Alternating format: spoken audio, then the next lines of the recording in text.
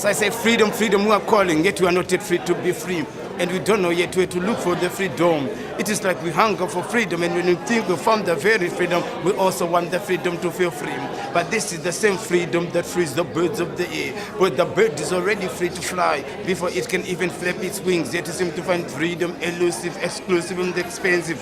Because most people's hearts and minds are weighed down heavy with unwanted baggages. They are still bleeding, bound in bandages from going through many passages or bondages. Although the physical chains may have been removed, but we are still self-shackled in heavy emotional and psychological chains that give us a chance to grow, and to go to higher levels of existence and intelligence. Therefore, proclaim a personal freedom above this world to those that think they have nothing within themselves to free themselves.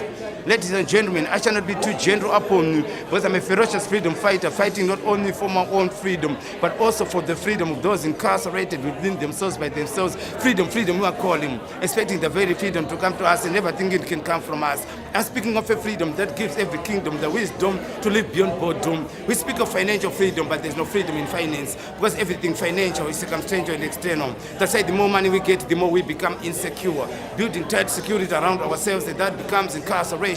Where the density and intensity within our hearts and minds leave no room for freedom to flourish and accomplish what we relish. Yes, we're always singing songs of freedom at rallies and other social gatherings.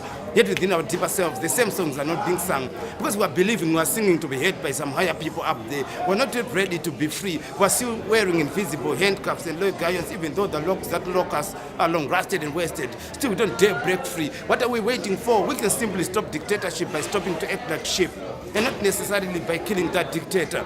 That means taking no dictations or limitations. It takes freedom of the self to fight freedom amongst other selves. If all the free people around the world could freely unite in showing their freedom, then there'll forever be freedom for all. But how can we be free when our hearts have already been killed in small battles over small issues? How can we be free when we believe the very freedom we are seeking is in the hands of other people? Why can't we be like the birds of the air? Because they represent the unbound and unrestricted living spirit. We're all free to be free.